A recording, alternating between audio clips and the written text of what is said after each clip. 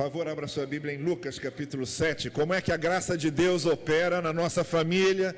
De que maneira a graça do Senhor opera no nosso coração, na nossa vida? O que é que a graça de Deus pode fazer por sua família hoje à noite? O que é que a graça de Deus pode fazer na sua vida essa noite, para através da sua vida, chegar à sua família e transformar a vida da sua família? Deus tem um plano, Deus tem um propósito para as nossas vidas, Deus tem um plano e tem um propósito para as nossas famílias. E eu quero usar esse texto de Lucas capítulo 7, a partir do versículo 11, que eu quero ler com vocês, para nós descobrirmos de que maneira essa graça de Deus, essa misericórdia de Deus, pode fazer com que nossas famílias sejam abençoadas, transformadas, firmadas no amor do Senhor Jesus. Então nós lemos: logo depois, Jesus foi a uma cidade chamada Naim, e com ele iam seus discípulos e uma grande multidão. Ao se aproximar da porta da cidade, estava saindo o enterro do filho único de uma viúva. Vejam, era uma viúva, e além de ser viúva, ela tinha um filho só. Ela tinha perdido o marido e agora tinha perdido o filho único, estava sozinha, e uma grande multidão da cidade estava com ela. Ao vê-la, o Senhor se compadeceu dela e disse: não chore. Depois aproximou-se, tocou no caixão, e os que o carregavam pararam. Jesus disse: jovem, eu lhe digo, levante-se. O jovem sentou-se, começou a conversar, e Jesus o entregou à sua mãe. Todos ficaram cheios de temor e louvavam a Deus, dizendo: um grande profeta se levantou entre nós. Deus interveio em favor do seu povo. Essas notícias sobre Jesus espalharam-se por toda a Judeia e regiões circunvizinhas. Eu quero falar 4 coisas. Quero dizer 4 coisas essa noite a respeito da ação da graça de Deus sobre nossas vidas e sobre a ação da graça de Deus sobre as nossas famílias. Essas 4 coisas retiradas desse texto que nós temos aqui. Preste bem atenção nisso. Nós sabemos, por mais que tentamos nos distrair, por mais que tentamos nos convencer, por mais que nós tentemos amenizar esse impacto em nós, nós sabemos, alguma coisa está muito errada. Nós sabemos disso. Por mais desgastados que sejam nossos valores, por mais que nós não tenhamos nenhuma fé, por mais que nós não creiamos em nenhum Deus, por mais que nossa conduta não tenha nenhum princípio que vale a pena, por mais que nós estejamos afastados de qualquer coisa que se refira à fé, que se refira a Deus, nós sabemos, no profundo do nosso coração, o maior ateu e o maior mundano, o maior profano e o maior cético, por mais que eles tentem se enganar, quando deitam sua cabeça no travesseiro, eles sabem, e nós sabemos, alguma coisa está muito errada, alguma coisa saiu do eixo. Não era para ser assim, não era para ser desse modo. Como é que nós, pessoas humanas, temos de passar pelas questões que nós vemos acontecer? Como é que essa violência enorme está acontecendo? Como é que esse desrespeito enorme pela vida humana está havendo entre nós, nos noticiários, nos jornais? Nós sabemos, alguma coisa está muito errada, alguma coisa saiu do eixo, alguma coisa não deu certo, e está atingindo profundamente, diretamente, abrangentemente nossas vidas e nossas famílias. Por isso, eu estou dizendo que é necessário que a graça de Deus, o amor de Deus, e só isso pode dar jeito, é necessário que o amor e que a graça de Deus nos alcancem, nos atinjam, nos conquistem, nos guiem, nos orientem, nos conduzam, para que essa realidade possa ser transformada. E o que nós vemos nesse texto que acabamos de ler são 4 coisas que precisamos saber sobre a graça de Deus na nossa vida e na nossa família. Saia daqui essa noite com essas 4 coisas no coração. Pense seriamente sobre isso, leve no seu coração essas verdades e reflita sobre isso. Em primeiro lugar, O texto nos deixa muito claro que a graça, o amor de Deus se revela a nós através do seu Filho Jesus Cristo. Está entendendo? Eu vou procurar ser o mais simples, o mais direto e o mais objetivo possível. E no que eu posso ser de mais simples, mais direto e mais objetivo é o seguinte: a graça de Deus chega a nós tão somente através do seu Filho Jesus Cristo. Foi o que aconteceu nesse texto, foi Jesus que chegou a eles. Agora, se você vir um pouco antes, se você atentar um pouco antes do texto e um pouco depois, são duas situações que nos ensinam algumas coisas. Aqui nesse texto, Jesus está chegando, entrando na cidade de Naim. Da cidade de Naim está saindo uma multidão com uma viúva, enterrando seu filho. E eu estou dizendo que é essa passagem de Jesus pela vida dessa mulher que vai mudar tudo. Jesus, nem a instituição religiosa, seja qual for a igreja, não é a instituição eclesiástica, nem a igreja católica, nem a anglicana, nem a luterana, nem as denominações protestantes históricas, nem igrejas evangélicas, não é isso que faz a diferença, não é o sistema religioso. Se não, vejamos, um pouco antes de Jesus chegar na cidade de Naim, ele esteve em Cafarnaum. E em Cafarnaum havia um centurião, representante do exército romano, que se dava muito bem com os judeus e que construíra uma sinagoga para os judeus. E esse centurião tinha um servo que estava doente e pediu que alguns oficiais seus fossem chamar Jesus. E aí eles disseram: olha, o filho do nosso centurião está doente. E ele pede para que, o servo do nosso centurião está doente, pede que você vá lá curá-lo. E aí ele disse: sim, eu vou lá. Mas aí ele manda outro grupo, dizendo: senhor, não venha, que eu não sou digno de te aceitar em minha casa, não sou digno de te receber, mas dize aí uma palavra e meu servo será curado. E aí em cima disso, veja bem, em cima disso o Senhor Jesus diz: nunca vi uma fé como essa em Israel. Está percebendo o que eu estou dizendo? Era um romano, um centurião, um invasor. Ninguém gostava dos romanos, ninguém gostava dos soldados romanos. Jesus não se referiu aos sacerdotes, não se referiu aos mestres da lei, não se referiu a judeu nenhum, não se referiu ao templo. Ele disse que a maior fé que ele viu em Israel foi a daquele centurião. Jesus nunca é surpreendido pelos religiosos. Jesus não é surpreendido pelos religiosos. Jesus é surpreendido pelas pessoas quebrantadas e contritas. É isso que acontece. Então não se trata do sistema religioso. O que eu estou dizendo aqui, Jesus é que promove isso. Jesus é que promove a graça de Deus na nossa vida. Também não se trata das nossas expectativas particulares.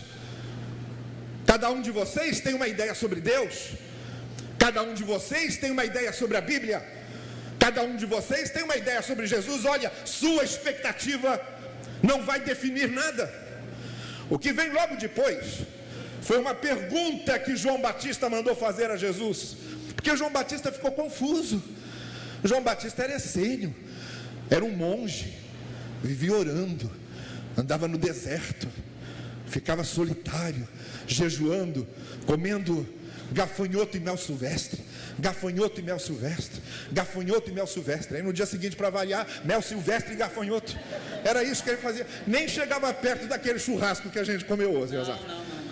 Aquela carne estava boa, melhor que lá do gaúcho. Tá bom. Mas João Batista não, gafanhoto e mel silvestre. Aí ele ouviu que Jesus ia nas festas, que Jesus participava dos encontros sociais. Ouviu que Jesus fez o primeiro milagre dele numa festa de casamento. Ouviu isso e ficou confuso. Aí ele manda perguntarem: é você o Messias que tinha de vir? Ou a gente deve esperar por outro? E aí Jesus diz: vão e digam a João Batista: os cegos estão vendo, os paralíticos estão andando, os mortos estão ressuscitando, o reino de Deus chegou. Você está entendendo? não eram as expectativas de João Batista.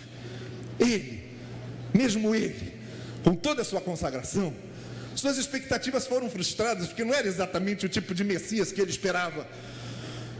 Jesus independe das nossas expectativas, é Ele e pronto. Nós é que devemos nos adequar ao que Jesus quer de nós, e não Jesus se adequar ao que queremos dele. Essa é a fé que o Senhor Jesus viu naquele centurião, e essa é a fé que Jesus espera de nós. Então a primeira coisa que eu gostaria que ficasse muito clara na nossa mente é que a graça de Deus se manifesta a nós através de Jesus. Jesus é que tem o poder de atração. Jesus é que atrai. O texto diz que ele estava cercado de discípulos e de uma multidão. É Jesus que faz a diferença. Que lugar Jesus ocupa em sua vida? Lugar verdadeiro. Eu estou falando de lugar verdadeiro, lugar autêntico. Suas decisões são tomadas aos pés de Jesus.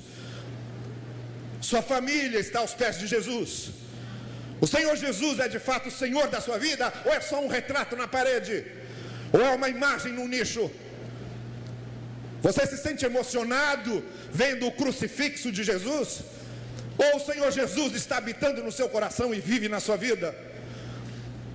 A graça de Deus só chega a nós através de Jesus Cristo. A segunda coisa que esse texto nos mostra é que Cristo veio porque depois da queda nós lidamos com os elementos da morte. Foi o que aconteceu ali. A realidade daquela viúva era de morte. Se havia uma coisa que ela conhecia muito bem, era a morte. O marido morreu, o filho morreu. A morte fazia parte da sua vida, e fazia parte daquela multidão que estava com ela, porque choravam com ela, simpatizavam com ela, identificavam-se com ela. A segunda coisa que eu quero dizer a você essa noite é que nós precisamos de Jesus e da graça de Deus na nossa vida, porque depois da queda, depois que o ser humano se afastou de Deus, depois que nós caímos, nós só lidamos com elementos de morte. Podem até ter aparência de vida, mas no fundo são elementos de morte. Prestem atenção no que está acontecendo com nossas famílias. Prestem atenção. Que elementos de morte estão cercando nossas famílias? Com aparência de prazer, com aparência de alegria, com aparência de satisfação. E aí vem o autor de Provérbios e diz: caminhos que para o homem parecem caminhos de vida, mas o final deles são o caminho da morte. É isso que tem acontecido com muita gente, seduzidos pela aparência de vida, mas é uma vida que leva à morte, porque depois da queda, todos nós seres humanos lidamos com elementos de morte, de desgraça, de tragédia, de sofrimento, de frustração, de fracasso, de irrealização. O ser humano é isso que você vê, buscando sempre, consegue buscar mais. O ser humano não se satisfaz, porque dentro dele, como dizia o autor Dostoiévski, existe um buraco que é do tamanho de Deus, e só Deus é que cabe ali. Depois da queda, nossas famílias lidam com elementos de morte. Pense na sua família. Pense nos problemas com os quais vocês lidam. Diga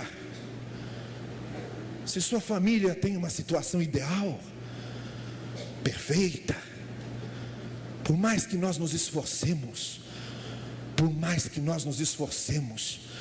o máximo que a gente consegue é melhorar alguma coisa, mas a força do impacto negativo é muito maior, a força da destruição é muito maior, a força do mal é muito maior, e somente a ação da graça e do amor de Deus podem mudar essa realidade. Então, em primeiro lugar, a graça de Deus chega a nós através de Jesus. Em segundo lugar, nós precisamos de Jesus, porque nós somos habitados por essa realidade dessa viúva. Ela lidava com elementos de morte, nós também lidamos com nossas dores.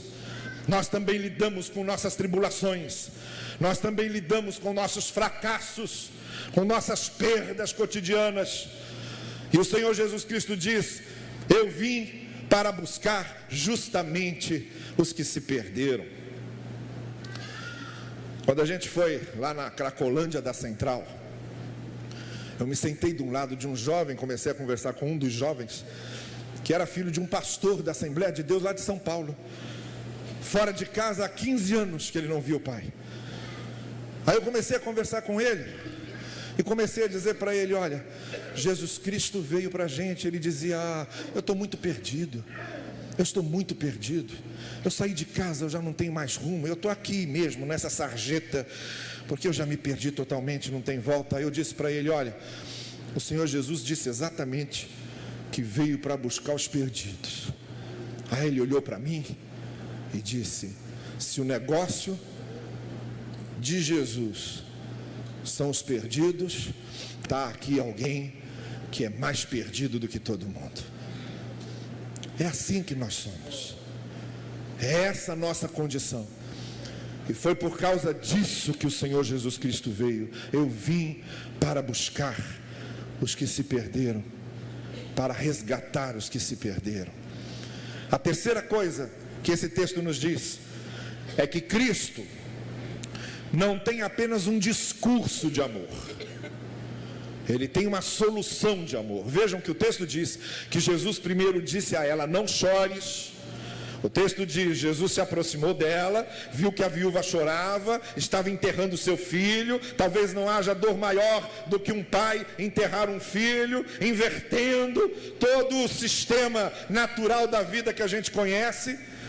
Mas Jesus então se aproxima dela, cheio de compaixão, cheio de amor, cheio de misericórdia, diz a ela: não chore. Mas não basta, porque Jesus não tem só um discurso de amor. Aí o texto diz que então ele se aproxima, toca o caixão e ressuscita o menino. Sabe por quê? Porque Jesus não tem só um discurso de amor, não, ele tem ação de amor. Jesus não tem só intenção, Jesus não quer só buscar uma solução, ele tem a solução. Jesus não quer encontrar um caminho, ele é o caminho. Jesus não quer descobrir qual é a vida, ele é a vida. Jesus não quer investigar a verdade, ele é a verdade. E ele é a ressurreição e a vida. E porque ele é a ressurreição e a vida, ele tocou no menino e o menino ressuscitou. Porque Jesus não tem apenas um discurso de amor, ele tem uma solução de amor. Sabe por que é que eu estou dizendo isso? Porque nós vivemos num mundo cheio de discursos. Os políticos estão cheios de discursos. Por isso que nós não gostamos muito de políticos. Por que é que nós não gostamos muito de políticos? Quando eu tomei posse na igreja de Teresópolis, em 1994, eu fui levar meus pais para ficarem hospedados numa pousada, porque nosso apartamento estava todo revirado, a gente ainda estava montando os móveis. E aí deixei meus pais numa pousada que ficava lá em cima, num dos morros lá de Teresópolis. E aí depois, no domingo à tarde, quando eu fui buscá-los, o acesso àquela pousada era uma rua cheia de barro, buraco, escorregadio. Aí cheguei lá, e enquanto meus pais estavam se arrumando para descer, eu comecei a conversar com o dono da pousada. E eu disse para ele: escuta, por que o senhor não pede para a prefeitura calçar aqui essa rua, para facilitar aqui a chegada dos seus hóspedes? Aí ele olhou para mim e disse: olha, meu filho, aquele tempo era novo, eu podia ser chamado de meu filho. Olha, meu filho, tem 3 tipos de pessoas em que eu não acredito mais. Eu não acredito mais em político. Ele virou para mim: o senhor é político? Aí eu disse: não, não sou. Pois é, eu não acredito mais em político, nem em padre, nem em pastor. Ele nem desconfiava. Ele nem desconfiava que se eu não era político, podia ser pastor. Sabe por quê? Porque o pessoal está cansado de discurso. A gente está cansado de discurso. A gente está cansado de fala bonita. A gente está cansado da propaganda bem montada. A gente está cansado do marketing bem feito. A gente quer ver vida. A gente quer ver resultado. A gente quer ver ação. Pois então vejam, Jesus não veio com um discurso de amor, ele veio com uma ação de amor. Ele não veio só dizer que nos ama, ele veio morrer por nós. A maior prova que nós temos de que Jesus nos ama Não é um folheto que ele escreveu para sair distribuindo, é a sua própria vida na cruz, dando a sua vida por nós. Essa é a maior prova de amor do Senhor Jesus. Ele não tem um discurso de amor, ele tem uma solução de amor. Ele disse à mulher: não chore, e imediatamente ele fez algo para ela parar de chorar. Porque quando a graça de Deus age na nossa vida, ela vem para mudar, ela vem para transformar, ela vem para operar profundamente, ela vem para fazer mudanças na nossa vida. É assim que a graça de Deus opera. E se eu preciso de mudanças, se minha família precisa, se você precisa, se a sua família precisa, o melhor lugar para nós buscarmos a operação da mudança e da transformação é justamente em Jesus e na graça dele, porque ele não diz só que ama, ele ama, prova que ama e dá a sua vida por amor de nós. E em quarto lugar, eu disse que eram 4 coisas. Então eu comecei dizendo que a graça de Deus se manifesta a nós através de Jesus. Muitos caminhos podem levar a Jesus, mas só Jesus nos leva a Deus. As pessoas podem chegar a Jesus de diversas maneiras, mas para chegarmos a Deus só através dele, porque só através de Jesus a graça de Deus se revela a nós. A segunda coisa é que ele vem para nos resgatar por causa do que a queda fez conosco, por causa do que o pecado faz em nós, por causa dessa desgraça que nós nos tornamos. A terceira coisa que esse texto nos mostra é que o Senhor Jesus não vem só com um discurso de amor, ele vem com ação de amor, ele vem com solução de amor. E por fim, esse texto nos mostra que quando a graça de Deus se manifesta na minha vida e na vida da nossa família, a transformação acontece. Não tem outro jeito. Ninguém passa por Jesus impunemente. Ninguém consegue passar por Jesus e sair do mesmo jeito.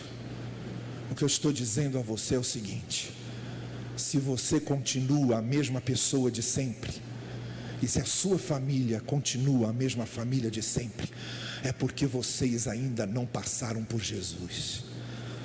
Porque não há ninguém que passe por Jesus que continue sendo o mesmo.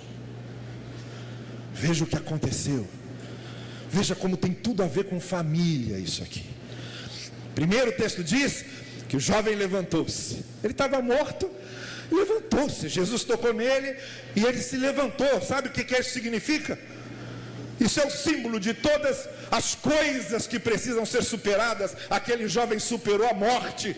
Há coisas que nossas famílias precisam superar. O passado que ela precisa superar, as feridas que precisam ser fechadas, perdão que precisa ser dado, mágoas que precisam ser extintas, caráter que precisa ser mudado, amor que precisa se instalar no meio da família. Há uma série de coisas que precisam ser superadas. É como se Jesus estivesse dizendo: levante-se, você está morto, levante-se. A primeira coisa que muda é que a gente se levanta.